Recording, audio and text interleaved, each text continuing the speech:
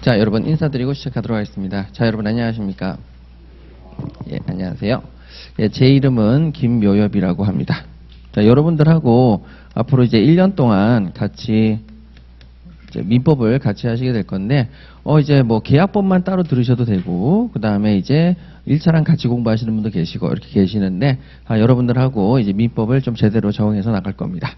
자, 요번에 이제 민법 시험 문제에 대해서 잠깐 말씀을 드리면은, 뭐 여러분들께서 요번에 시험 보실 때 큰 어려움은 없었는데, 자, 요게 있어요. 자, 우리가 답안을 작성하실 때, 요번에 이제 제가 여러분들하고 이 답안 작성에 대해서도 자세히 말씀을 드릴 건데요. 자, 답안을 작성하실 때 여러분들이 이제 신경 쓰셔야 될 거 뭐냐면 크게 두 가지 패턴으로 시험에 나옵니다. 그래서 두 가지 패턴에 대해서 먼저 말씀을 드릴게요. 자, 올해 시험 문제는 문제를 읽었을 때 어떤 논점인지가 나옵니다. 그래서 논점이 나오는 경우가 하나 있고요. 그러니까 우리가 이제 논해야 되는 논점이 뭐냐? 자, 그거를 보여주는 문제가 하나 있고, 그 다음에 논점 자체를 찾아라. 자, 논점을 찾으라는 문제와 그 다음에 논점을 보여주는 그런 두 가지 시험 문제가 있습니다. 자, 그러면 논점을 찾으라는 얘기는 논점이 안 보이니까 너희들이 찾아서 논점을 제대로 적시해라 라고 얘기하는 거고요. 두 번째, 논점을 보여주는 문제는 읽어보는 순간에 논점이 이거네 하고 논점을 적시해 주기 때문에 이럴 경우는 여러분 당황하지는 않습니다. 다만 이때에는 답안지를 작성하실 때 일반적으로 보통 답안지는 작성하십니다. 보통 수준의 정도의 답안지는 작성하시는데 그 보통 수준도 개인에 따라서 좀 다르죠. 제가 이제 지금 치아를 교정 중이라서 지금 잠깐 바람이 새가지고 좀 죄송합니다. 발음을 제대로 하려고 노력할 건데 조금 새더라도 좀 이해해 주세요. 자, 그다음에 논점을 찾으라는 부분은 아예 논점을 달리 쓸 수 있습니다. 그래서 논점을 제대로 못 찾으면 논점이 아닌 다른 답안지를 쓰기 때문에 이때는 사실은 빵점이 되죠. 그 다음에 논점을 제대로 적시하시게 되면 그때는 보통 수준의 답안지를 썼다고 칩시다.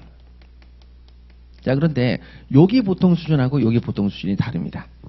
논점이 딱 찾으라고 했을 때에는 여기 보통 수준의 답안지는 보통 양을 따지냐면은 한 20줄 정도를 쓴다고 하면 논점이 보여질 때에는 보통 논점 자체를 찾는 걸 고민 안 하니까 내가 공부를 많이 했거나 외웠다고 하면 여기 부분 한 30줄 정도가 나옵니다. 그러니까 다시 말해서 이제 쓰는 양의 차이가 있죠. 올해 시험의 경우에는 가장 중요한 포인트가 논점이 다 보여졌어요. 근데 사실 시험 문제가 패턴이 답안지가 우리가 5문제가 나오고 한 문제당 20점씩을 치는데 작년 같은 경우에는 논점을 찾으라라는 시험 문제가 거의 4문제였고 그 다음에 논점을 보여주는 문제가 한 문제였습니다. 근데 올해 시험 문제는 논점을 보여주는 문제가 4문제가 나왔고 그 다음에 논점을 찾으라는 문제가 한 문제가 나왔습니다. 사실상 사례형이긴 하지만 그래서 여러분 여기 같은 경우에는 올해는 뭐를 쓰느냐라는 포인트, 즉 보통 사람들은 생각을 해요. 답안지를 잘 쓰고 나왔구나, 난 점수가 잘 나오겠구나. 잘 안 나옵니다. 민법에서 의외로 잘 안 나옵니다. 그건 제가 보증할 수가 있어요. 이유는 왜 그러냐면 본인이 썼다라고 생각을 하는데 그 본인이 쓰는 양 가지고는 안 되는 거죠. 뭐든지 상대평가이기 때문에. 그래서 올해 같은 경우에 민법 점수가 잘 나올 거라고 생각을 하실 건데 아닙니다. 점수가 잘 안 나올 겁니다. 그래서 이럴 경우에는 여러분 써야 되는 양이 얼마나 제대로 정리가 돼 있어서 얼마만큼 양을 착실하게 쓰느냐, 이게 포인트가 되겠습니다. 그래서 시험에 따라서 쓰는 양이 다른데 노란색은 작년 시험 문제고 빨간색은 올해 시험 문제입니다. 올해 시험 문제인데 이렇게 시험에 나온 게 좀 이유가 있긴 있는데요. 그건 다음 시간에 제가 말씀을 드리도록 하고요. 자, 그러면 올해 어떻게 시험을 대비해야 되느냐라는 거죠. 자, 올해 시험을 대비하는데 제가 좀 말씀을 드릴게요. 자, 요거부터 먼저 들고 들어가야 되니까 공부를 하는 것도 중요한데 공부를 할 때 뭐를 공부할지 어떻게 공부할지 아는 게 제일 첫 번째 중요하거든요. 자, 그럼 이제 올해 이제 내년이죠. 내년도 시험은 어떻게 될 것이냐. 자, 내년도 시험 갈게요. 자, 내년도 시험의 경우에는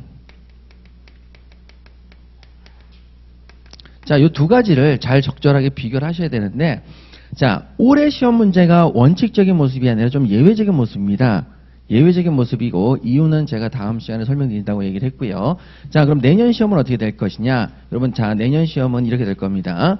여기 노란색 부분이 여러분 노란색 부분이 다시 나올 겁니다. 한 문제, 네 문제. 자, 한 문제, 네 문제 다시 나올 겁니다.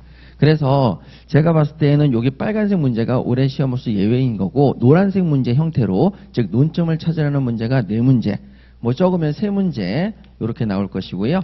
그 다음에 논점을 보여주는 문제가 많으면 두 문제 정도까지 해서, 여기 부분은 양을 중시하는 것이고, 여기 부분은 질이 얼마나 논점을 제대로 찾았냐 하는 부분이 포인트가 되겠습니다. 그렇게 해서 내년에는 준비하시면 되겠습니다. 저도 이런 방향으로 여러분들하고 준비를 할 거고요. 자, 그렇게 해서 여러분 준비하시면 되니까, 그럼 지금 내가 뭘 해야 될지 그거에 대해서 말씀을 드릴게요.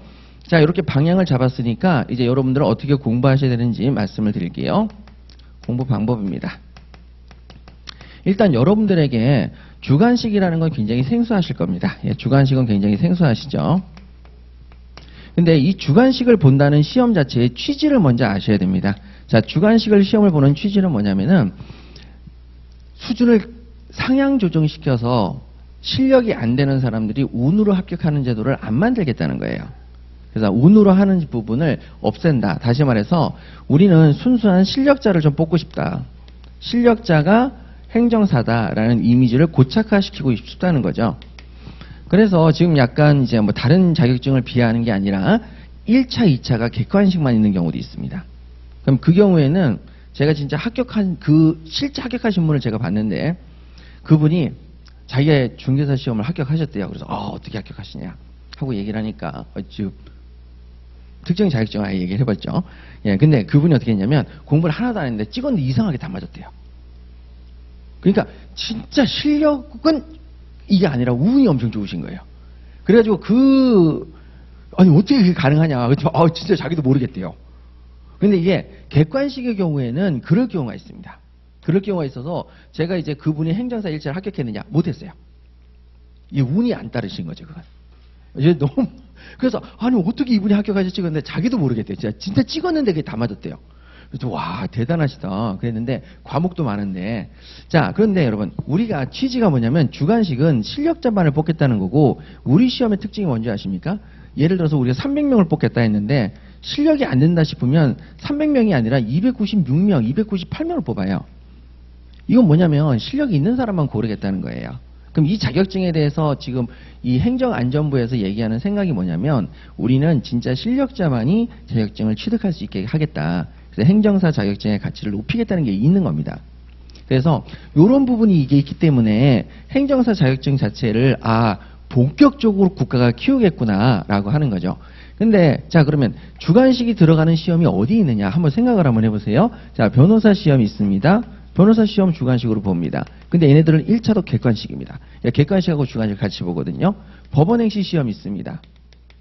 5급 공무원 되는 거거든요. 여기도 1차는 객관식이고 2차는 주관식입니다. 그 다음에 변리사 시험 있거든요. 1차 주관식이고 1차 객관식, 2차 주관식. 감정평가사 시험 있습니다. 노무사 시험 있습니다. 1차 객관식, 2차 주관식입니다. 자, 여러분 자격증의 가치 퀄리티를 딱 보시게 되면 세무사도 있고요. 다른 거 얘기 안 하면 안 된다. 자, 세무사도 있고 회계사도 있죠. 자, 이렇게 모든 자격증이 보니까 진짜 말 그대로 1차와 2차를 객관식으로 보는 시험과 1차와 2차를 객관식과 주관식을 섞어서 보는 시험의 경우에는 여러분 자격증 자체의 퀄리티를 사실상 높이고자 하는 의사가 들어가 있습니다. 그렇기 때문에 우리 행정사 시험의 경우도 주관식이 나오는 이유가 우리는 실력자, 즉 전문가를 본격적으로 양성하겠다 이렇게 얘기를 하는 거죠. 그래서 다른 여기서 무시받는 자격증이 있나요? 물론 자격증 자체가 다 무시는 안 맞는데 여러분 그러니까 주관식까지 같이 보신다 그러면은 야 진짜 공부 많이 했구나라는 생각이 들지요.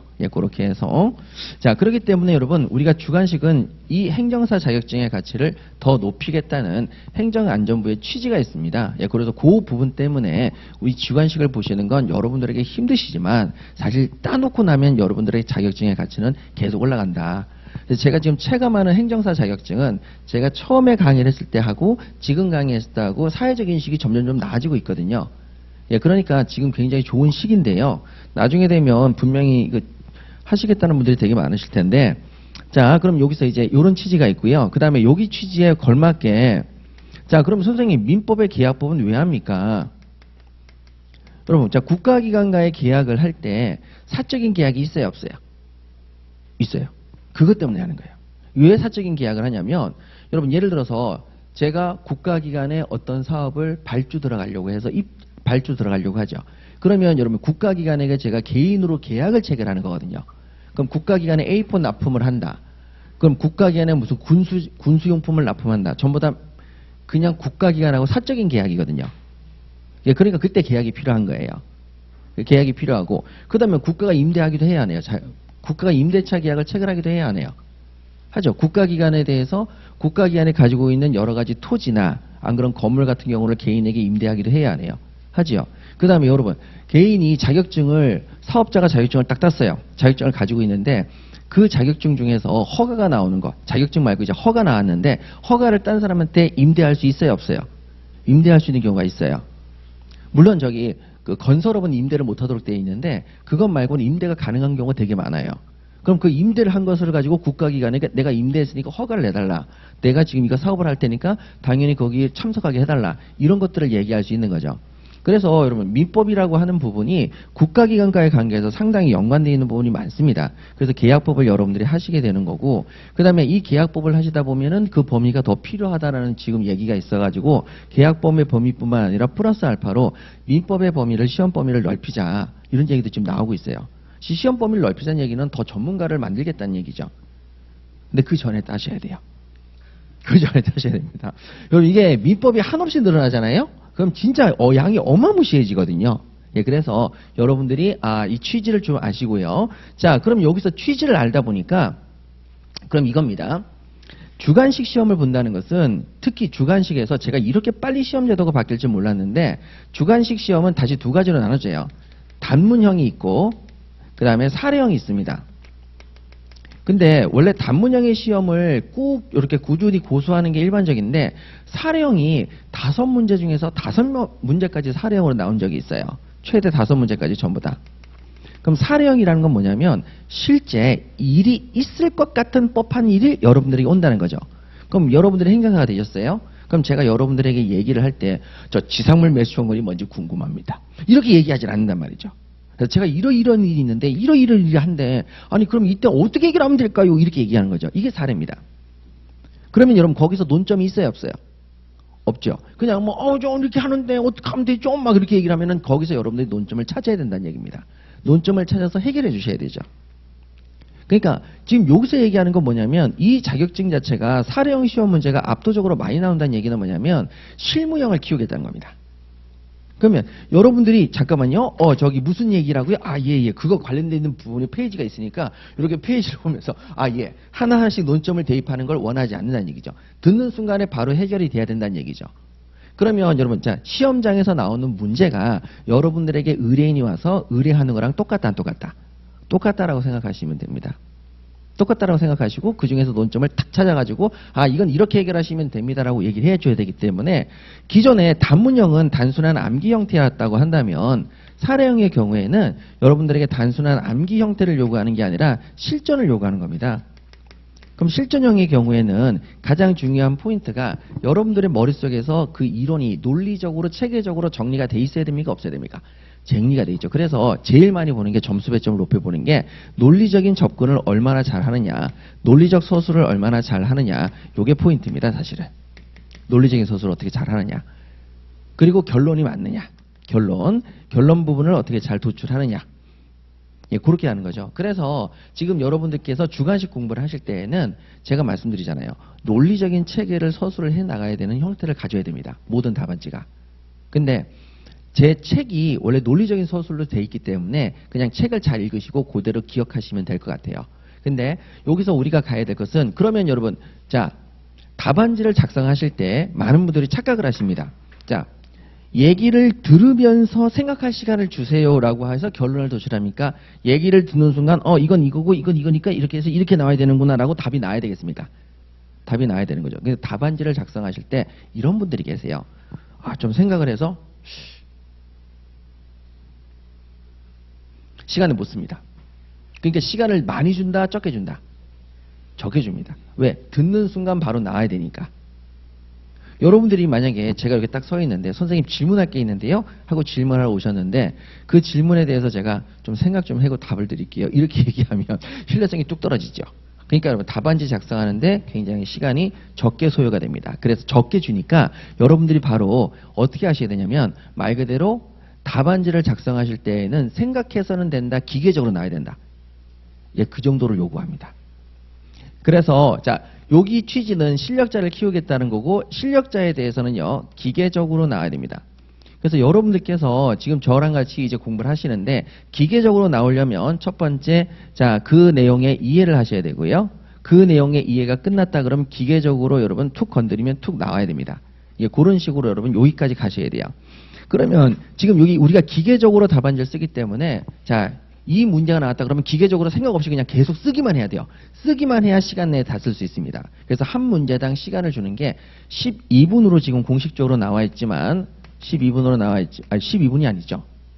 10분, 죄송합니다. 자, 10분으로 나와 있지만 실질적으로 10분 중에서 여러분들이 논점을 찾는 것, 문제 읽는 시간을 빼면 한 문제당 8분에서 9분 정도로 답안지를 쓰셔야 됩니다. 근데 그때 20점을 채워야 되니까 그 양에 대한 부분이 문제가 되죠.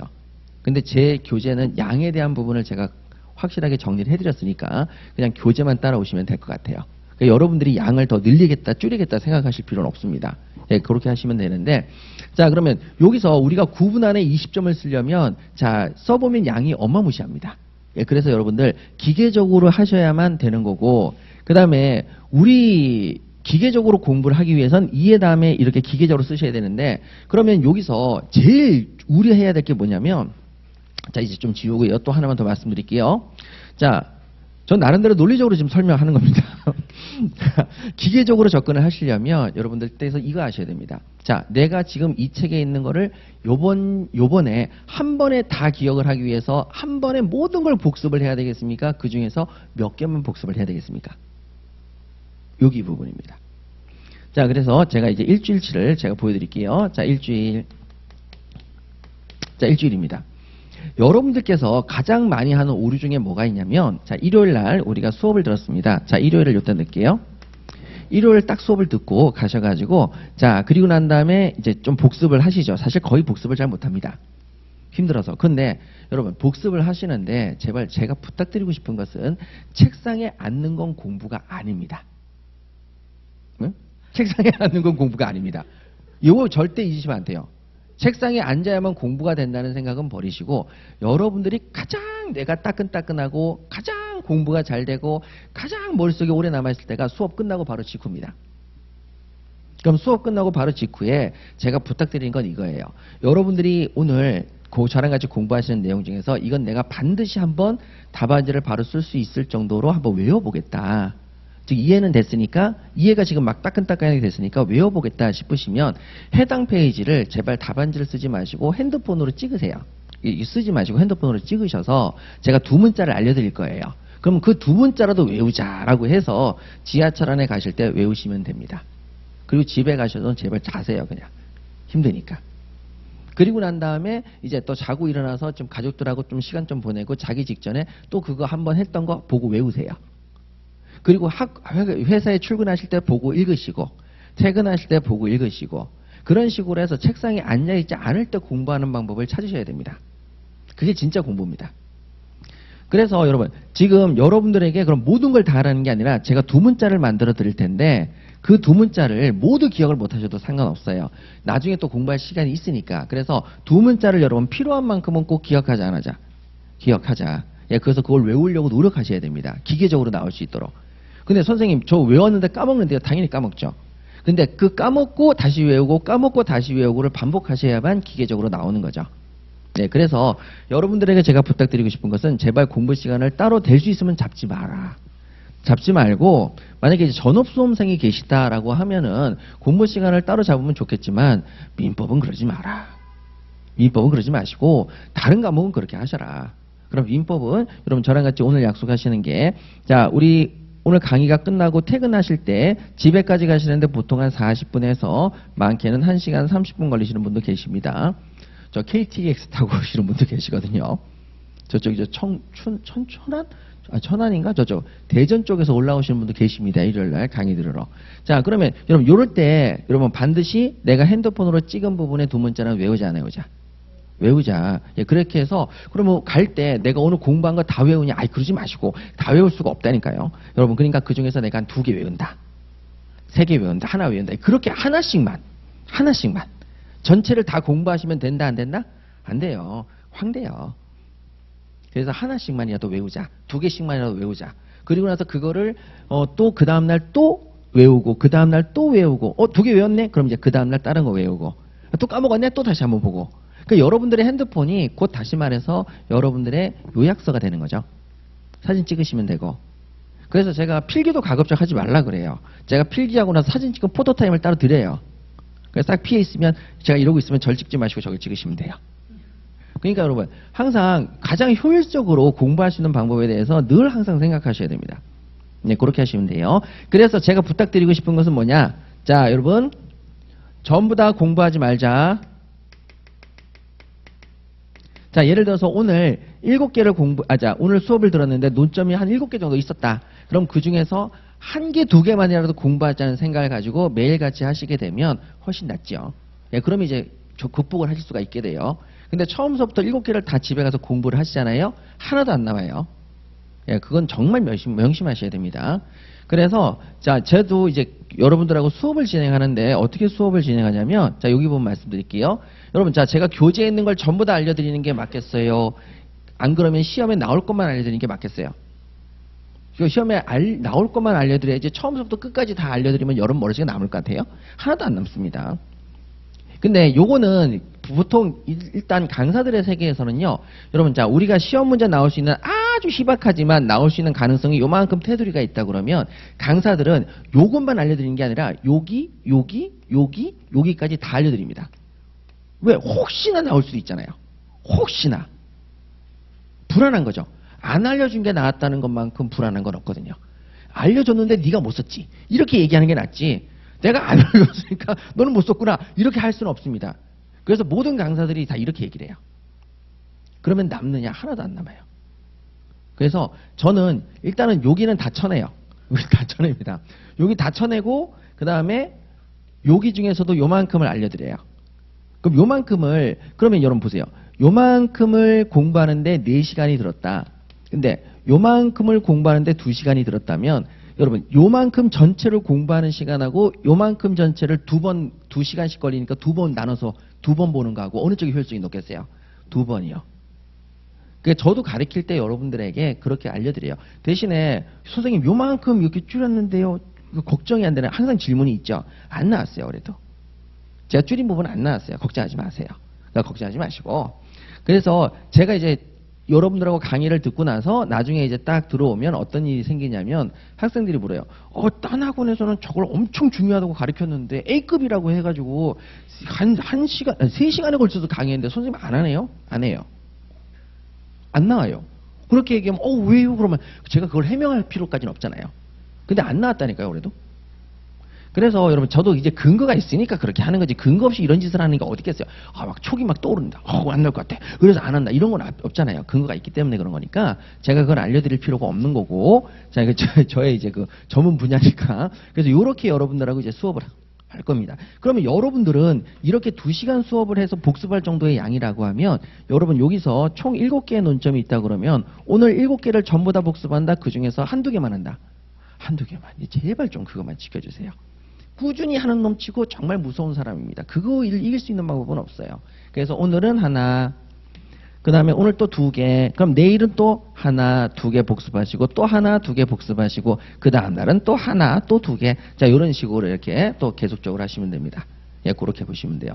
그리고 제가 여러분들하고 이렇게 이제 수업을 진행할 때 여러분들은 해주실 게 딱 하나밖에 없어요. 그냥 이것만 계속 반복하자. 요것만 계속 반복하자. 대신에 한꺼번에 절대 공부하지 마라. 1개, 2개부터 차근차근 하시면 된다. 근데 이걸 또 전체적으로 한꺼번에 복습을 하셨어요. 그러면 남느냐? 안 남았어요. 그럼 선생님 까먹었는데요. 그러면 다시 하나씩 차근차근 하셔라 그러면 그때는 또 되는 거죠. 그래서 여러분 한 번만에 끝낼 생각하지 마세요. 2번, 3번, 4번 이렇게 보셔야 됩니다. 아셨죠? 예, 그렇게 보시고. 자, 그러면 여러분, 여기서 하나씩만 공부하면 됩니까? 여러분, 하나씩을 공부를 안 해서 문제지. 하나씩 공부한 사람 치고 잘못된 사람이 하나도 없다는 거. 여러분, 솔직히 저랑 같이 강의를 6시간 듣고 오늘 6시간인데 듣고 집에 가실 때 핸드폰을 탁 키면 액정에 적혀있는 칠판 내용이 보고 싶겠어요? 너 두부에 있는 영상을 보고 싶겠어요? 드라마나 이런 게 보고 싶겠어요? 당연히 그거죠. 네, 당연히 그겁니다. 그럼 선생님은 갈 때 공부를 하느냐? 저도 가끔씩은 넣어보죠. 그러니까 여러분, 사람의 마음은 다 똑같다는 거죠. 예, 그때 그거를 조금 누르셔야 됩니다. 예, 누르셔야 되죠. 그래서 그것만 잘 누르시면 됩니다. 그러면 선생님, 갈 때 피곤할 때는 차라리 자세요. 핸드폰을 보지 말고 차라리 자세요. 그리고 나서 또 잠깐 피로가 풀리면 이런 거 읽어보시고, 예, 그렇게 해서 우리 짜투리 시간을 이용하자. 그렇게 하셔야 됩니다. 그렇게 되면 여러분들이 그 짜투리 시간을 이용하는 사람과 안 이용하는 사람이 나중에 결과점에 도착하면 엄청난 차이점이 있거든요. 그래서 여러분들 항상 공부에 대한 이 주관식을 처음 하실 땐 부담감이 있을 것 제가 압니다. 자, 부담감이 있는 건 아는데 여러분 꼭 기억하셔야 될 것이 전체를 다 보지 마시고 오늘 하나만이라도 제대로 한번 봐보자. 예, 그렇게 생각하시면 되겠습니다. 그리고 하나를 볼 때에도 전체를 다 봐야 되겠습니까? 그 중에서 두 문자부터 봐야 되겠습니까? 두 문자면 그것만 좀 외우자. 예, 그런 식으로. 예, 그래서 목차에서 내용까지 자세히 못 쓰더라도 일단 목차 정도만이라도 뭐라도 얘기할 수 있게 해보자. 예, 그렇게 이제 알려드리면 그것만이라도 하시면 됩니다.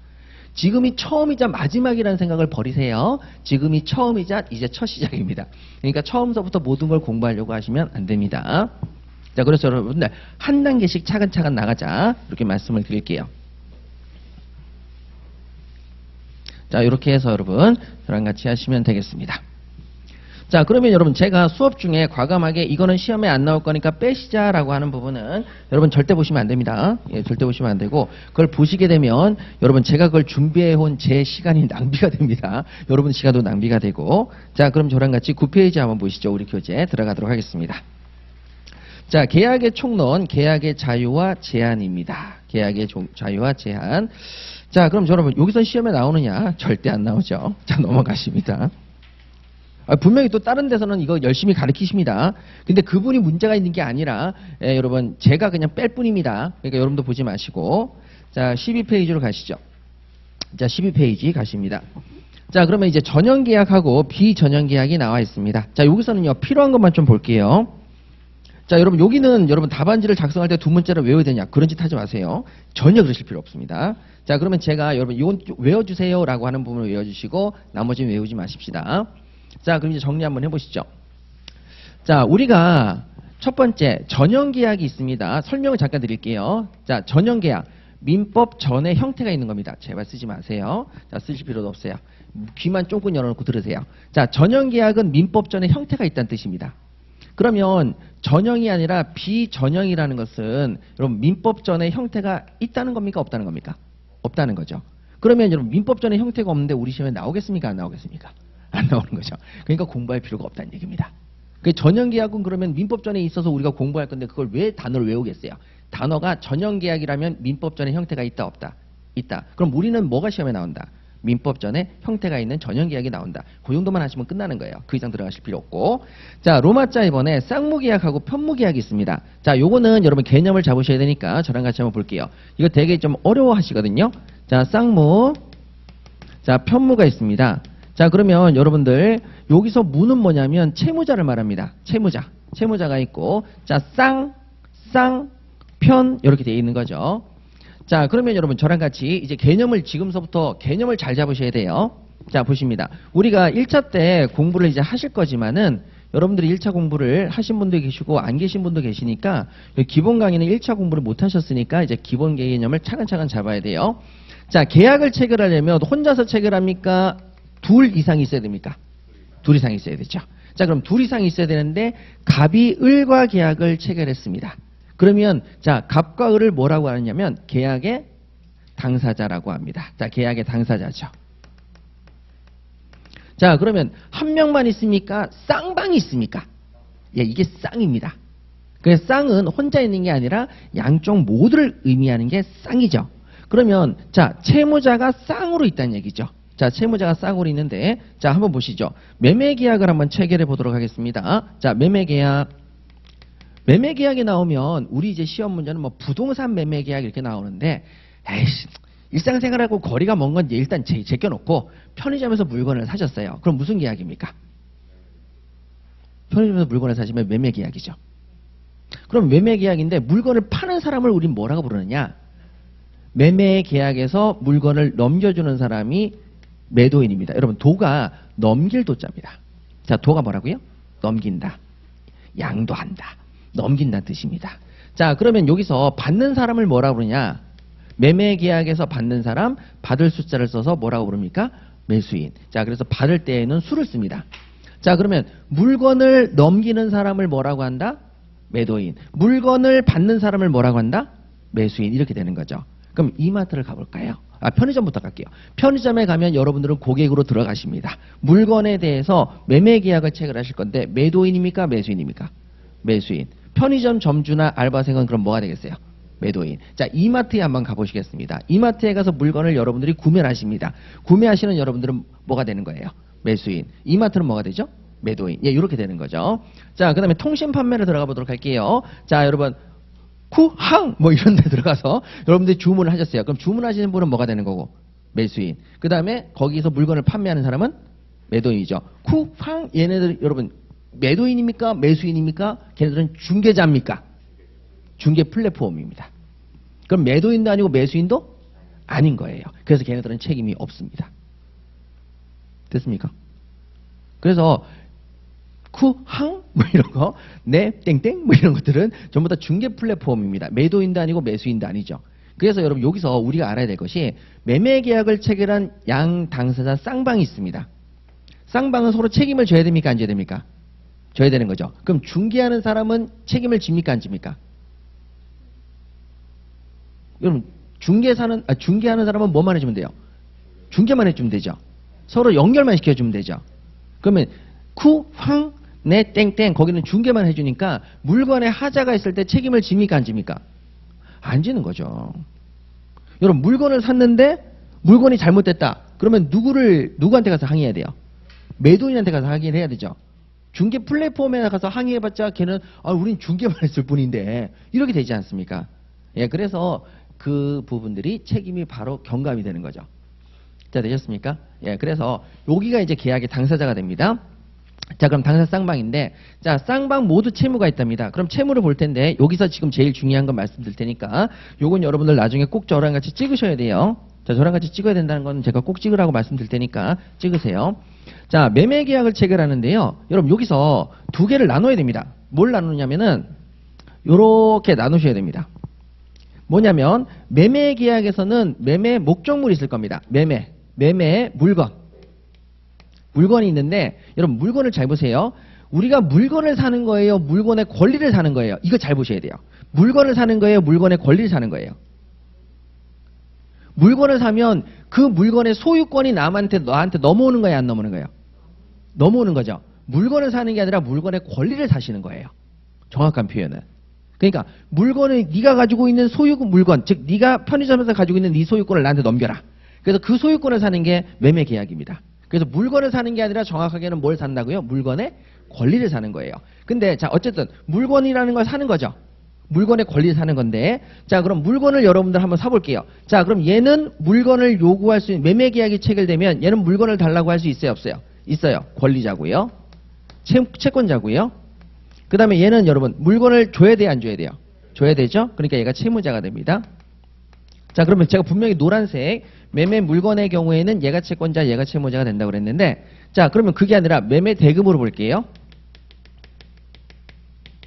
자 매매 대금일 경우에는 누가 물건에 대한 매매 대금을 달라고 요구할 수 있는 권리자겠어요? 매도인이죠. 그렇죠? 그러니까 얘가 지금 매매 대금에서만큼은 얘가 뭐가 되는 거예요? 채권자. 그 다음에 매매 대금에서 매매 대금을 줘야 될 채무자는 누구예요? 매수인이죠. 얘가 채무자가 됩니다. 자 그러면 여러분 갑이라고 하는 사람은 매매 물건에 대해서 뭐가 되고? 채무자. 매매 대금에 대해서 뭐가 되고? 채권자. 을이라고 하는 사람은 매매 물건에 대해서 뭐가 되고? 채권자. 그 다음에 매매 대금에 대해서 뭐가 돼요? 채무자. 그러면 얘도 채무자, 얘도 채무자죠. 쌍방 모두 채무자예요, 아니에요? 채무자죠. 그러니까 한쪽만 채무자예요? 양쪽 모두 채무자예요? 양쪽 모두 채무자라는 얘기죠. 그 채무가 양쪽 다 걸려 있습니다. 그럼 선생님, 갑을 채권자로 봐야 됩니까? 채무자로 봐야 됩니까? 그러면 여러분 이렇게 제가 알려드릴게요. 매매 계약이다. 자, 시험에서 매매 계약입니다. 그때 채무자를 명시하시오. 채무자를 찾으시오. 그렇게 하면은 자, 매매 계약입니다. 매매 계약을 체결했다라고 한다면 채무자를 찾으세요. 그랬을 때 얘를 채무자로 놓으시겠습니까? 얘를 채무자로 놓으시겠습니까? 매매라고 하는 것은 매매 대금, 돈이 포인트입니까? 물건이 포인트입니까? 뭐 어디가 포인트죠? 매매. 여러분, 매매라고 하는 것은 돈을 사고 파는 겁니까? 물건을 사고 파는 겁니까? 물건이죠. 그래서 매매 계약하면은 물건을 기준으로 채무자를 찾으셔야 됩니다. 물건을 기준으로 채무자, 당연히 갑이 되겠습니다. 매도인이 되겠습니다. 근데 그게 아니라 매매 앞에 다른 말이 없고 매매 대금이다라고 해서 대금이란 단어가 붙으면 그때는 물건을 말하는 겁니까? 물건의 대금을 말하는 겁니까? 대금. 이렇게 말했을 땐 채무자가 누구로 바뀌어야 되는 거죠? 을로 바뀌어야 됩니다. 자, 되셨죠? 그래서 여러분 항상 중요한 단어 포인트를 매매다 그러면 물건으로 둬야 된다, 돈으로 둬야 된다. 물건. 자, 그럼 가시죠. 근로계약을 한번 해보도록 할게요. 여러분들이 이제 나중에 뭐 이거 노동과 관련돼서 일도 하실 수 있는 부분이 있으니까 자, 근로계약을 한번 봅시다. 근로계약이라고 하면 임금이 포인트입니까? 근로자가 포인트입니까? 근로가 포인트입니까? 어디가 포인트죠? 근로죠. 근로니까 채무자가 누가 되겠습니까? 근로자입니까? 사업주입니까? 자, 근로는 누가 누구한테 채무를 제공하는 거죠? 근로자가 사업주한테. 그러면 그땐 채무자가 누굽니까? 근로자입니다. 근로자. 아, 괜찮아요. 지금 하시는 거예요. 자꾸 이 연습하셔야 돼요. 자, 그러면 임금채권. 임금채권의 경우는 누가 채무자입니까? 사업자가 월급을 줘야 되죠. 그러니까 사업주가 채무자가 됩니다. 그러니까 근로계약하면은 임금을 말하는 겁니까? 근로를 말하는 겁니까? 근로를 말하는 거죠. 그럼 근로일 경우에는 근로자는 누구다? 아, 근로자. 걔가 채무자니까 걔가 근로를 제공해야 되는 거고, 그 다음에 근로가 아니라 근로를 했을 때 임금 채권에 대해서 얘기하겠다 그러면 그때는 임금이라고 하는 부분이니까 사업주가 채무자가 되고 근로자는 채권자가 되는 거예요. 예, 그렇게 이제 구별하셔야 됩니다. 그래서 여러분, 우리가 항상 모든 경우에 한쪽만 채무를 가지고 있다, 안 그러면 사실 쌍방이 모두 채무를 가지고 있다. 쌍방이 모두 채무를 가지고 있는 경우가 대부분이죠. 그러면 그때 양쪽 모두 채무를 가지고 있다, 뭐라고 한다? 쌍무채무라고, 쌍무계약이라고 합니다. 그 다음에 편무계약은 뭐냐? 자, 편무계약이 있어요. 자, 편무계약을 보겠습니다.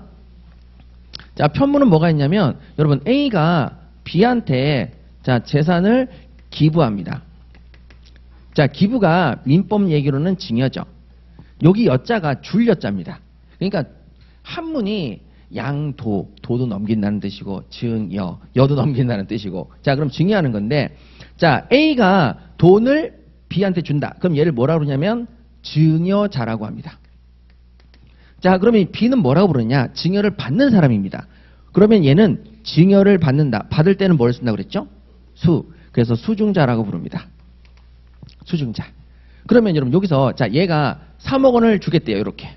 와, 3억 원을 주겠대요. 그러면 얘는 3억 원을 주는 증여자고 얘는 3억 원을 받는 뭐죠? 수중자. 근데 얘는 뭐 주는 게 있습니까? 없습니까? A한테. 없지요.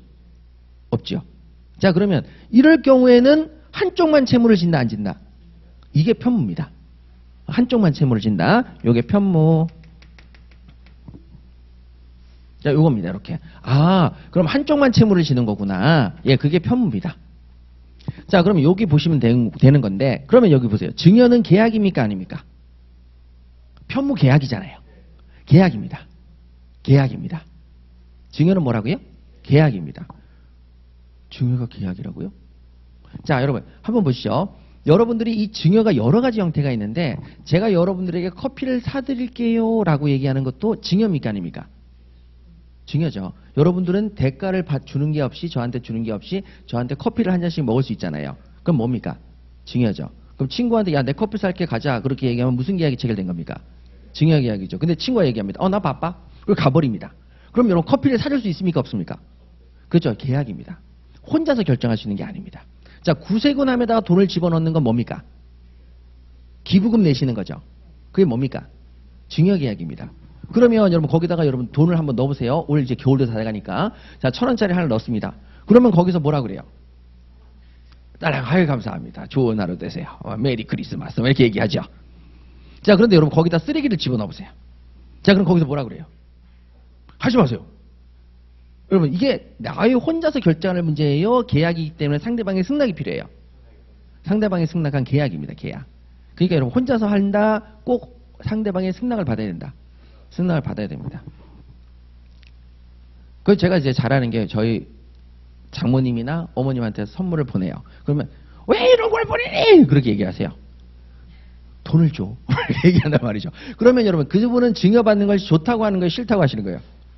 싫다고 하시는 거예요.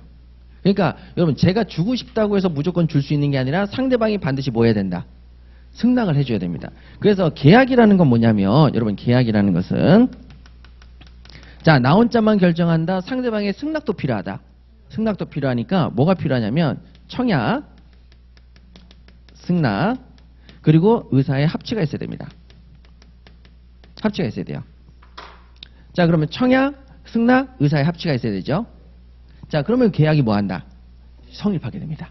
자, 그러면 제가 결혼하고 싶다. 그럼 여자친구한테 뭐 한다? 청혼합니다.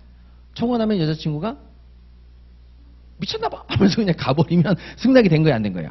안 된 거죠. 근데 나 결혼하겠다. 그러면 뭐가 되는 거예요? 승낙. 그쵸? 그리고 나서 서로 의사의 합치가 됐으면 이제 혼인계약이 이제 체결되겠죠.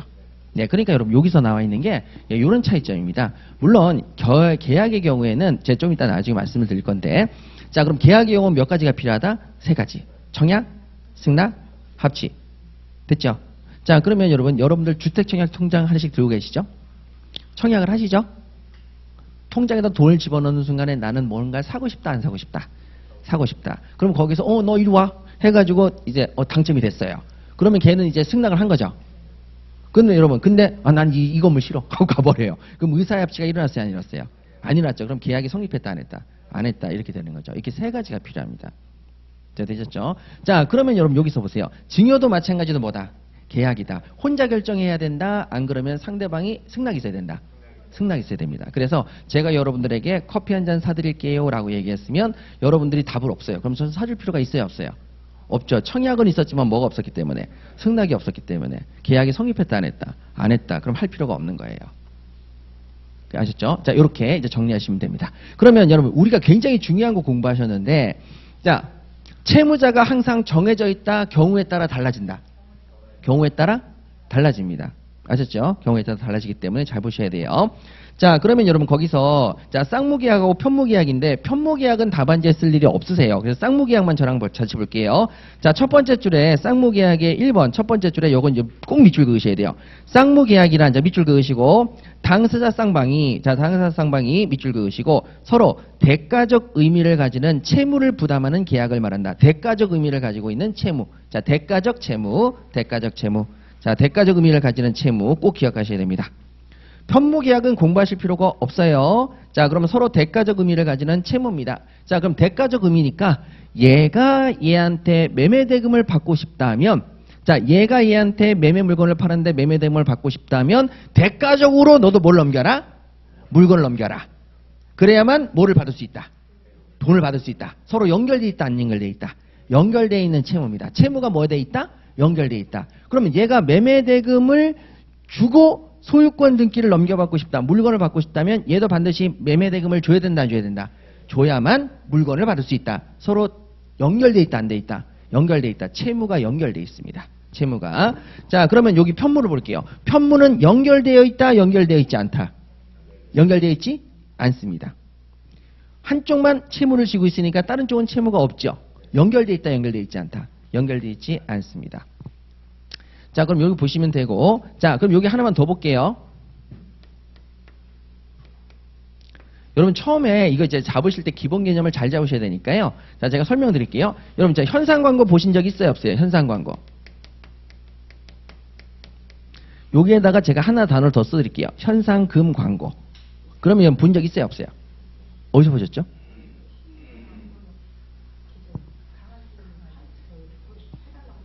네. 여러분 지나다니다 보면 복실이를 찾습니다. 해가지고 여러분 찾는 사람에게 소정의 살해를 하겠다. 때로는 50만 원 주겠다. 이렇게 써 있는 거 본 적 있어요, 없어요? 있죠. 자, 그게 현상금 광고입니다. 근데 현상금 광고에서 금을 빼면 뭐라고 부릅니까? 현상 광고라고 부릅니다.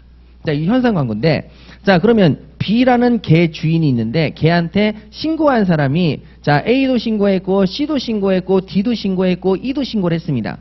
그런데 이 때문에 걔를 찾게 됩니다. 즉, 얘가 데리고 있었던 애고, 나머지는 본 적이 있다, 본 적이 있다, 본 적이 있다라고 한 거죠. 그럼 이렇게 해서 신고를 했는데, 자, E가 데리고 있으면은 얘는 현상금을 50만 원을 누구한테만 주면 됩니까? E한테만 주면 되죠. A하고 C하고 D는 줄 필요가 있습니까? 없습니까? 없죠. 그러면 서로 채무가 대가관계입니까? 채무가 대가관계입니까? 채무를 이행했죠. 신고를. 돈 줍니까? 안 줍니까? 안 주죠. 신고했죠. 그럼 얘는 돈 줍니까? 안 줍니까? 안 주죠. 그 중에서 가장 영향력을 미친 사람한테 돈을 주는 거죠. 그러면 채무가 대가관계라고 볼 수가 있습니까? 없습니까? 없어요. 그럼 여기는요. 돈 받고 싶으면 신고해? 신고라만 해서 됩니까? 신고해서 그 중에서 가장 현실적으로 가장 큰 영향을 미친 사람만 가져갑니까? 큰 영향만. 그러니까 요거는 서로 채무가 대가관계다, 대가관계가 아니다. 대가관계가 아닙니다. 네, 그래서 여러분 그거는 이제 시험에 안 나올 건데 여러분 자 거기 편무계약을 잠깐 보세요. 자, 편무계약을 보시면 밑줄 긋지 마시고 당사자 일방만이 채무를 부담한다. 바로 요겁니다. 당사자 일방만이 채무를 부담한다는 뜻이고 그 다음에 그 옆에 당사자 쌍방이 채무를 부담하더라도 서로 대가적 관계를 갖지 않는다. 자, 얘는 신고를 해야 되고 얘는 대금을 줘야 되는데 서로 대가관계다, 대가관계는 아니다. 아니다. 예, 그렇게 연결이 끊어집니다. 자, 그렇게 얘기하는 거죠. 뭐 그런 것들이 쭉 있다라는 거죠. 자, 그러면 여러분 여기서 우리 답안지에 써야 될 것이 자, 무조건 편무계약은 쓰지 말고 뭐는 꼭 써야 된다? 쌍무계약. 그래서 당사자 쌍방이 자, 어떻게 기억하시냐? 쌍무계약. 자, 쌍이니까 당사자 뭐다? 쌍방이 뭐를 부담한다? 채무를 부담한다. 근데 채무가 서로 연결돼 있다, 안 돼 있다? 연결돼 있으니까 대가적 의미의 채무다. 대가적 의미의 채무다. 이렇게 이제 답안지를 쓰시는 거죠. 예, 그래서 여러분 처음서부터 문장을 쭉 그냥 읽어 나가시면 안 됩니다. 그럼 답안지를 못 쓰게 돼요. 자, 쌍무계약이다라고 하면 쌍무계약이니까 당사자 쌍방이 서로 채무를 부담하는데 서로 연결돼 있다. 대가적 의미를 갖는 채무다. 이렇게 여러분 공부를 하셔야만 머릿속에 오래 남겠지요. 예, 그렇게 하시면 됩니다. 편무는 답안지에 쓰실 일이 없으니까 됐고요. 자, 그럼 쌍무계약은 이 정도 개념을 잡으시고 자, 쌍무계약은 우리가 답안지를 쓸 때 두 군데서 쓰게 됩니다. 두 군데서 쓰게 되는데 그 밑에 구별 실익을 한번 보시죠. 나중에 제가 설명을 드릴게요. 일단 밑줄만 그으세요. 동시에 항변권이 하나 있고 여기서 답안지를 쓰실 때 꼭 써야 되는 내용이고 위험부담일 때 이걸 답안지에 꼭 쓰셔야 됩니다. 나중에 뒤에서 설명을 드릴 테니까 그 정도는 밑줄을 그어 놓으세요. 나중에 거기 가서 또 다시 설명을 드릴게요. 자, 이렇게 해서 여러분 여기까지 이제 여러분들 사진 찍으시면 될 것 같고요. 자, 그 다음에 13페이지 가셔서 유상계약하고 무상계약을 좀 보도록 하겠습니다. 자, 유상계약하고 무상계약인데요. 여기서 여러분들 답안지에 쓰실 건 유상계약만 쓰시면 됩니다. 무상계약은 답안지에 쓸 일이 없어요. 자, 그럼 유상계약 한번 보시죠. 유상계약은 여러분 거기 유상계약 밑줄 그으시고 당사자 쌍방이 서로 대가적 의미가 있는 급부. 여러분 쌍무계약은 똑같아요, 안 똑같아요? 똑같아요. 당사자 쌍방이고 그 다음에 대가적 의미가 있는 채무고 여기는 대가적 의미가 있는 뭐라고요? 급부. 자, 급부에만 동그라미 치시면 되겠죠. 부담하는 계약이다. 자, 여기는 똑같이 여러분 답안지를 쓸 때 제가 단어까지 다 맞춰놓은 게 뭐냐면 여러분들이 한 번 외우시면 두 가지 이상을 기억하시거나 답안지를 쓸 수 있게 한 거예요. 자, 쌍무계약은 뭐라고요? 당사자 쌍방이 서로 대가적 의미가 있는 뭐라고요? 채무. 그 다음에 유상계약은 당사자 쌍방이 서로 대가적 의미 있는 채무예요? 급부예요? 급부. 자, 그러면 이제 유상계약에 대해 설명을 드릴게요. 자, 있을 유자입니다. 있을 유. 뭐가 있다는 거죠? 라고 하니까 서로 상응하는 게 있다는 거예요. 서로 상응하는 게 있다. 그러면 여러분 여기 보세요. 갑이라는 사람이 물건을 을에게 이렇게 넘겼어요. 자, 매도인. 그 다음에 물건을 샀어요. 매수인. 자, 그럼 물건을 넘겨받을 때 그냥 받습니까? 뭔가 상응하는 걸 줍니까? 상응하는 걸 주죠. 물건을 넘겨받을 때 상응하는 뭐를 줍니까? 매매, 대금. 이거죠. 그러면 매매 계약은 무슨 계약인 동시에? 쌍무 계약인 동시에. 여긴 또 무슨 계약이었습니까? 유상 계약입니다. 자, 그럼 무상 계약 볼게요. A라고 하는 사람이 B한테 자, 증여를 하기로 했어요. 자, 기부를 하기로 했습니다. 증여자, 수증자. 자, 그럼 얘가 이렇게 물건을 3억 원을 줘요. 자, 그러면 여러분, 얘는 뭔가 대가를 상응하는 걸 뭔가 주는 게 있어요, 없어요? 없어요. 그럼 얘는 편무이자 뭡니까? 무상. 그러면 여러분 머릿속에다가 쌍무는 유상이고 편무는 무상이지. 이렇게 그러시면 끝납니다. 근데 자, 여기서 요거 볼게요. 현상 광고. 여러분, 현상 광고를 보세요. 서로 연결되어 있는 채무입니까? 서로 별개 채무입니까? 별개 채무죠. 그런데 신고한 놈 중에서 가장 유력한 사람한테는 뭔가를 주긴 합니까? 안 합니까? 그러면 채무는 연결되어 있지 않지만 신고를 제대로 한 사람한테는 뭘 상응하는 걸 줍니까? 안 줍니까?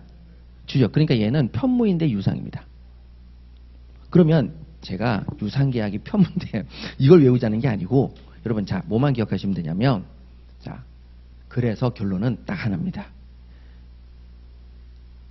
쌍무 당사자 쌍방이 유상 당사자 쌍방이 똑같이 쓰시고 그 다음에 서로 대가적 의미가 있는 똑같이 쓰시고 거기 뒤에다가 채무를 붙이시면 뭐가 되고 쌍무계약 급부를 붙이면 뭐가 되고 그렇죠. 그렇게 답안지를 쓰시면 된다는 겁니다. 왜 채무가 들어가고 왜 급부가 들어가는지 아셨죠? 채무가 연결돼 있으니까 쌍무고 여기는 채무가 연결 안 돼 있으니까 편무인데 여기는 채무가 연결 안 돼 있지만 뭔가를 주긴 준다. 상하는 뭔가를 주면 뭐가 된다. 급부를 하게 되면 뭐가 된다? 유상이 된다. 연결은 안 돼 있지만 뭔가를 주면 유상은 된다. 근데 얘는 애초에 주는 게 아예 있다 없다? 아예 없다. 얘는 주는 게 상하는 게 있다 없다? 있다. 다만 연결은 돼 있다 안 돼 있다? 안 돼 있다. 모든 채무자가 했다고 다 주는 건 아니다. 이렇게 되는 거죠.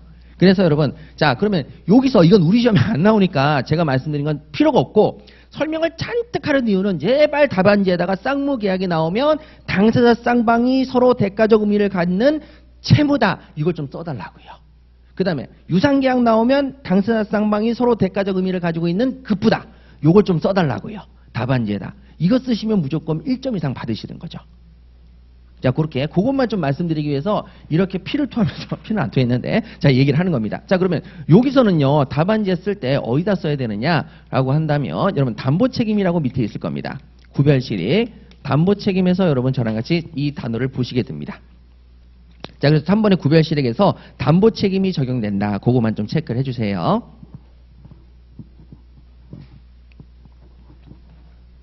자, 노마자 4번에 낙성계약하고 요물계약을 좀 잠깐 보도록 하겠습니다. 자, 낙성계약하고 요물계약인데요. 자, 낙성계약, 요물계약. 자, 여러분, 낙을 하면은 성립한다는 계약입니다. 계약이 성립한다는 뜻입니다. 자, 낙을 하면 계약이 성립한다. 자, 그러면 여러분 여기서 보세요. 계약이 성립하려면 뭐가 필요하다고 했죠? 청약. 그 다음에 승낙. 그 다음에 합치. 자 그러면 뭐만 하면 계약이 성립한다? 승낙만 있으면 계약이 성립한다. 그런데 그럼 여러분 물어볼게요. 대출을 한번 받아볼게요. 대출. 자 은행에서 대출을 받습니다. 대출을 신청을 하니까 대출이 나오겠습니다 라고 해놓고 한 달 후에 대출이 나옵니다. 그러면 자 대출에 대해서 은행에서 대출 심사를 해서 통과됐어요. 그럼 계약이 성립됐어요 안 됐어요? 자 그러면 여기서 이제 여러분들 뭘 잠깐 왜 주저하시냐면 요물계약이 있습니다. 여러분, 자, 승낙만 있으면 된다, 물건을 필요로 한다. 계약이 성립할 때 승낙만 있으면 된다, 물건을 필요로 한다. 물건을 필요로 한다. 여기 요물입니다. 자, 그러면 승낙만 있으면 된다, 승낙이 없이 물건까지 필요하다. 물건까지 필요할 때 요물계약이라고 하고 승낙으로 끝난다, 물건은 필요 없다. 그럼 이건 뭐라고 하냐? 낙성계약이라고 합니다. 은행에서 대출을 받을 때 심사가 돼서 돈이 나와야만 계약이 성립하는 겁니까? 심사가 돼서 통과만 되면 계약이 성립하는 겁니까? 만약에 통과돼서 계약이 성립한다 그러면 무슨 계약이 되겠습니까? 낙성계약. 돈이 들어와야만 계약이 성립한다. 그럼 무슨 계약? 요물계약입니다. 자 그럼 어느 쪽이죠? 이겁니다. 돈이 들어와야 됩니까?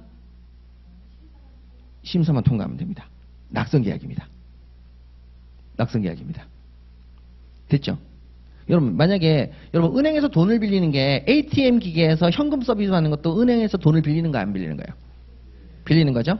자 그럼 여러분 거기다 카드를 넣으세요. 현금 서비스 꾹 누르고 귀하는 현금 서비스가 안 됩니다. 그럼 여러분 계약이 성립했어요 안 했어요? 안 했습니다. 근데 귀하는 이게 돈이 나올 수 있대요. 그래서 돈이 나옵니다. 그럼 돈이 꼭 나와야만 계약이 성립하는 겁니까? 다음 단계로 넘어가서 돈 지폐 세는 소리만 들려도 계약이 성립하는 겁니까? 해서 돈 세는 소리만 들려도 이미 계약이 성립한 겁니다. 여러분들 손에 돈이 주어져야 됩니까? 안 주어져도 됩니까? 안 주어져도 됩니다. 낙선 계약입니다. 그러면 낙선 계약이 아니라 요물 계약의 경우를 보셔야 되는데, 자, 요물 계약은 반드시 뭐가 필요하다? 물건이 필요합니다. 자, 그러면 가장 대표적인 게 뭡니까? 계약금 계약입니다. 여러분, 계약을 체결할 때 계약금을 꼭 줘야지만 계약금 계약이 성립합니까? 승낙만 있으면 계약금 계약이 성립합니까? 계약금을 꼭 걸어야 됩니다. 그러면 여기는 승낙만 있으면 된다. 안 그러면 별도의 물건이 필요하다. 물건이 필요합니다. 야, 나 계약금 줄게. 그래, 계약금 받자. 그게 끝났어요. 그럼 계약금 계약이 성립했어요, 안 했어요? 안 됐어요. 반드시 통장에 뭐가 들어와야 돼요? 돈이 들어와야 돼요. 이게 요물 계약입니다. 그럼 요물 계약이 많겠습니까? 낙선 계약이 많겠습니까?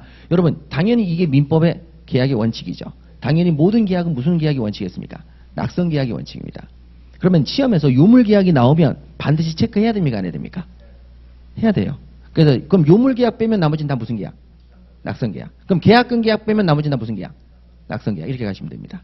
그런데 물건이 하나 더 들어가는 게 있습니다. 저기. 자, 얘는 말만 하면 됩니까? 돈 줘야 됩니까? 돈을 줘야지만 계약이 성립합니다. 왜? 자, 여러분, 여기 물건 있죠. 얘가 이제 신고를 해서 걔를 찾아야죠. 찾아야만 돈을 주는 거죠. 그러니까 이것도 무슨 계약입니까? 요물 계약입니다. 자, 그래서 여러분 거기 보시면 2번 요물 계약을 보세요. 자, 두 번째 줄에 이거 답안지 쓰실 일은 저 계약금 계약에서 쓰시게 될 거예요. 자, 근데 여기는 이 계약금 계약 밑줄 그으시고, 두 번째 현상 광고 계약 밑줄 그으시고, 요 두 가지는 요물 계약입니다. 그럼 그거 빼고 나머지는 다 무슨 계약이다? 낙선 계약이다. 그럼 은행에서 대출 받는 건 무슨 계약이다? 낙선 계약이다. 임대차 계약, 건물 하나 빌린다, 방 하나를 빌린다, 무슨 계약? 계약금 계약입니까? 현상 광고 계약입니까? 아니죠. 그럼 무슨 계약? 낙선 계약. 그럼 중개사를 끼고 임대인과 임차인이 계약서를 쓰는 순간 임대차 계약은 성립했다 안 했다? 성립했다. 일주일 후에 이사 들어온다 하더라도, 일주일 후에 물건을 넘겨받는다 하더라도 일단 임대차 계약은 성립했다 안 했다? 했다. 낙선 계약입니다. 착각하시는 거예요, 다들. 자, 임대차 계약을 하기로 집주인과 임차인이 만나서 계약서를 썼어요. 그러면 내 요러요러한 조건으로 들어가는 건 어떻습니까? 좋다 하고 청약과 승낙해서 계약서를 썼죠. 그럼 계약은 성립했다 안 했다? 성립했습니다. 임대차 계약은. 반드시 목적물을 넘겨받아야 된다? 아니다. 차임을, 즉 월세를 내야 된다, 꼭 내야지만 계약이 성립한다? 아니다라는 거죠. 예, 그래서 낙선 계약입니다. 자, 그럼 낙선 계약은 답안지에 쓰실 일이 없습니다. 그래서 그냥 거기 보시면은 낙선 계약은 당사자들의 의사의 합치만으로 성립하는 계약이고, 요물 계약은 당사자들의 의사의 합치 외에 물건의 인도, 기타 급부를 해야만 성립하는 계약입니다. 자, 그래서 요물 계약은 밑줄 그으세요. 당사자의 의사의 합치. 자, 그걸로만 끝납니까? 물건의 인도, 기타 급부를 해야 됩니까? 물건의 인도, 기타 급부를 해야 성립하는 계약이다. 계약금 계약은 보셔야 되고, 자, 로마자 5번에 요식 계약, 불요식 계약 시험에 안 나옵니다. 자, 로마자 6번에 계속적 계약, 일시적 계약 시험에 안 나옵니다. 나중에 필요한 부분만 말씀을 드릴게요. 자, 그런데 여러분, 그러면 여기서 우리 이것만 한번 보시죠. 자, 계속적 계약하고 일시적 계약을 서로 분리돼서 따로라고 생각하시는데 절대 그거 아닙니다. 자, 한번 볼게요. 자, 제가 임차인으로 저 건물에 들어가 살고 싶습니다. 그러면 자, 임대인하고 집주인하고 건물 계약을 체결해야 돼, 안 해야 돼요? 해야 되죠. 자, 그럼 우리 공부했던 거 봅시다. 낙선 계약입니까? 요물 계약입니까? 낙선 계약이죠. 자, 그러면 그 계약은 일회성입니까? 계속성입니까? 임대차 계약서를 썼어요. 그럼 일회성입니까? 계속성입니까? 그죠? 한 번 계약을 체결한 거죠. 그죠? 그러니까 그 계약은 몇 회성? 일회성. 근데 임차인으로 들어가서 살기 시작했습니다. 그럼 매달 월세를 냅니다. 매달 월세 차임이라고 하는데 차임을 냅니다. 그러면 그때서부터는 일회성 계약입니까? 계속성 계약입니까? 계속성입니다. 그래서 여러분, 자, 일회성 계약하고 계속성 계약은 서로 별개입니까? 하나의 계약일 수 있습니까? 하나의 계약일 수 있습니다. 여행을 한번 떠나보고 싶습니다. 5박 6일. 자, 그러면 여행사하고 계약을 체결했죠. 그러면 그때는 일회성 계약, 계속성 계약. 일회성 계약. 그런데 여행을 떠났는데 5박 6일입니다. 그러면 매일같이 여행을 가야 되니까 일회성 계약, 계속성 계약. 계속성 계약이 되는 거죠. 거기에 따라서 여러분들이 그 계약을 종료시킬 때 써야 되는 권리가 다릅니다. 일회성 계약으로 계약을 체결할 때는 뭐를 해야 되냐면 계약을 없을 때에는 자 해제라는 권한을 써야 되고요. 계속성 계약일 때에는 해지라는 걸 써야 됩니다. 네, 그건 나중에 저랑 같이 배울게요. 자, 그래서 여러분들 머릿속에서 일회성 계약하고 계속성 계약이 따로따로 묶여져 있을 텐데 그러지 마시고 일회성 계약하고 계속성 계약은 하나의 계약으로 연결될 수 있다 없다? 있다. 예, 그래서 그때마다 써야 되는 게 다르다. 이렇게만 보시면 되고 자, 예약과 본 계약이죠. 여러분 예약을 모르시는 분은 안 계시죠? 장차 본 계약을 체결할 겁니다. 자, 그러면 여러분 호텔 계약을 한번 체결해 볼게요. 자, 호텔 계약. 자, 우리 해외여행 요즘에 가시잖아요. 자, 해외여행 가시는데 저랑 공부할 동안 가지 마시고 자, 여러분 해외여행을 가시는데 자, 외국의 호텔을 계약하십니까? 예약하십니까? 그러면 여러분들이 호텔을 예약을 한다 그러면 사실상 매매입니까? 임대차입니까? 임대차죠. 근데 임대차 계약을 체결하신 겁니까? 지금 현재 예약만 하신 겁니까? 예약만 하신 겁니다. 그러면 임대차 계약은 언제 체결되죠? 가서 체크인을 하시는 순간 임대차 계약이 성립합니다. 그러면 임대차 계약이 체결되기 전까지는 일단 뭐만 하신 거예요? 예약만 하신 거죠. 그게 끝입니다. 그러니까 여러분들이 자 이제부터 법률적인 생각을 가지셔야 돼요. 너 이번에 호텔 예약했냐? 자 임대차 예약 계약을 체결한 겁니다. 임대차 계약이 아니라 뭐라고요? 예약. 그러는데 체크인을 하셨어요. 체크인 하시는 순간 무슨 계약으로 바뀝니까? 임대차 계약으로 바뀌십니다. 그러면 임대차라는 게 뭐냐? 자 그러면 요거 설명만 끝나고 이제 끝날게요. 자 요건 이제 안 보셔도 되니까 요건 됐고 자 여러분 우리가 오늘 공부하신 것 중에서 넘긴다라고 할 때는 도를 쓴다 안 쓴다? 도를 쓰죠. 받는다 그럴 때 뭐를 쓴다? 수 이렇게 쓰는 거죠. 자 그러면 여기서 자 요거 정리를 좀 할게요. 자 우리 시험에서 나올 수 있는 게 용어 정리를 그냥 하시는 거예요. 사용대차, 임대차, 소비대차 이렇게 자 세 가지가 있는데요. 요거 시험에 나오고 이거 시험에 나오고 이건 시험에 나올 가능성이 없습니다. 자 근데 여러분 일단 용어를 보시죠. 대가 들어갔습니다. 여러분 자동차를 대여합니까? 차용합니까? 대여가 뭐냐? 빌려준다는 뜻입니다. 자 빌려주는 사람은 뭐라고 부른다? 빌려줄 때 뭐라고 한다? 빌린다는 걸 뭐라고 한다? 차용증을 쓴다 그러죠. 빌린 사람은 뭐를 쓴다? 차용증. 그러면 차는 뭐냐? 빌린다는 뜻입니다. 차는 빌린다. 자 그럼 대차는 빌려주고 빌린다. 빌려주는 사람이 있어요. 빌릴 거 아닙니까? 됐죠? 자 그럼 서울숲에 갔다. 자전거 대여. 자전거를 대여해 준다. 그럼 빌려준다 안 빌려준다? 빌려주는 거죠. 그러면 자전거를 내가 빌린다. 빌렸으면 뭐를 끊어준다? 차용증. 자 그래서 여러분 빌릴 때는 빌리는 사람 빌려주는 건 뭐라고? 빌리는 건 뭐라고요? 차. 그러면 대차 전부 다 빌린다 안 빌린다? 빌립니다. 자 빌려요. 자 그러면 빌려서 그대로 쓰고 돌려준다. 그대로 쓰고 돌려준다. 자 물건을 쓰고 돌려준다. 자 물건을 빌린 물건이 노트북이다. 자 그럼 A라고 써져 있는 노트북이다. 그 물건을 갖다가 그대로 쓰고 다시 돌려줄 때는 무슨 노트북을 돌려준다? A를 돌려줍니다. 그러면 물건을 바뀌었어요? 물건이 안 바뀌었어요? 안 바뀌었죠. 자 소비대차. 옆집에 가서 쌀을 빌린다. 쌀 떨어져서 쌀 빌린다. 그러면 그 쌀을 그대로 돌려줘요? 내가 먹어요? 소비하죠. 그리고 나서 다시 비슷한 쌀을 갚는 거죠. 이게 소비대차입니다. 그러면 A라는 쌀을 빌렸는데 A를 갖다 준다, B를 갖다 준다. B.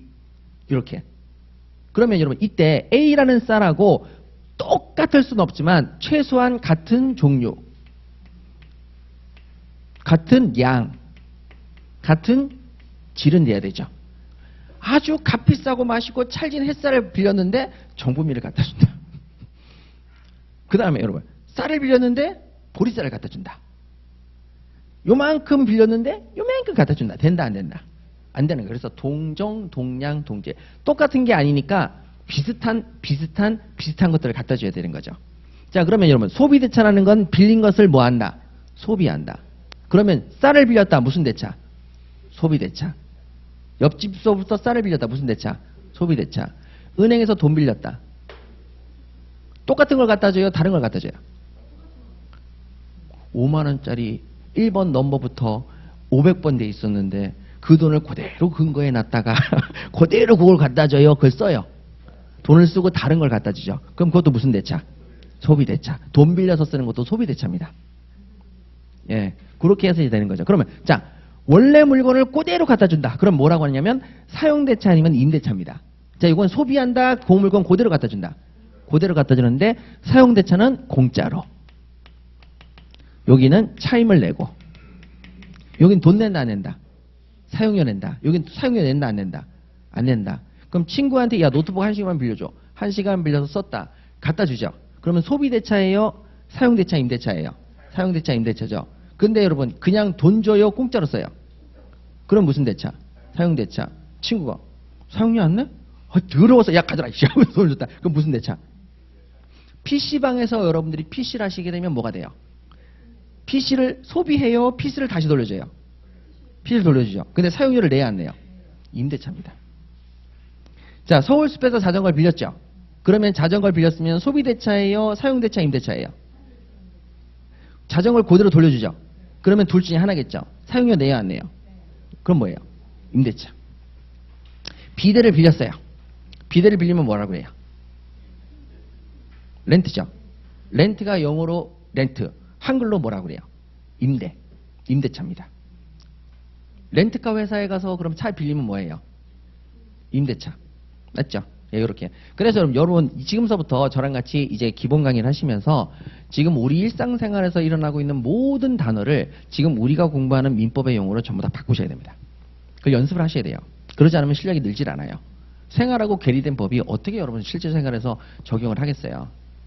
자, 그래서 여러분 임대차라는 게 내가 방을 하나 빌려서 월세를 내고 있다. 그게 임대차라고만 국한하지 마시고 그 범위가 매우 넓다 안 넓다? 넓다. 이렇게까지 확장하셔야 됩니다. 자, 그러면 이제 용어 정리 끝났어요. 자, 내가 빌리고 빌려주는데 그 빌려준 물건을 소비해버려서 다른 걸로 갚는 걸 소비대차. 금전 소비대차. 돈도 있고요. 쌀도 있고요. 그 다음에 내가 사용한 물건을 그대로 돌려주는데 그 사이에 아무런 대가도 안 내고 공짜로 내는 게 사용대차. 그 다음에 대가를 주는 게 뭐예요? 임대차. 자, 이렇게 되는 거죠. 그래서 옆에 있는 사람한테 펜 좀 잠깐 빌려주세요 해서 펜을 빌렸어요. 써고 돌려줬죠. 자, 그럼 뭐예요? 사용대차. 여기 가시는 거죠. 그래서 근데 여러분 제가 뭐 좀 죄송합니다만 빌려줘서 감사해서 제가 커피라도 한 잔 이렇게 하면 자, 그럼 무슨 대차? 임대차. 내가 그걸 먹어버렸다 펜을. 자, 그럼 무슨 대차? 소비대차. 말도 안 되지만 예, 그렇게 정리하시면 되겠습니다. 여러분 잠깐 쉬었다가 계속하도록 하겠습니다. 잠시만 쉬시죠.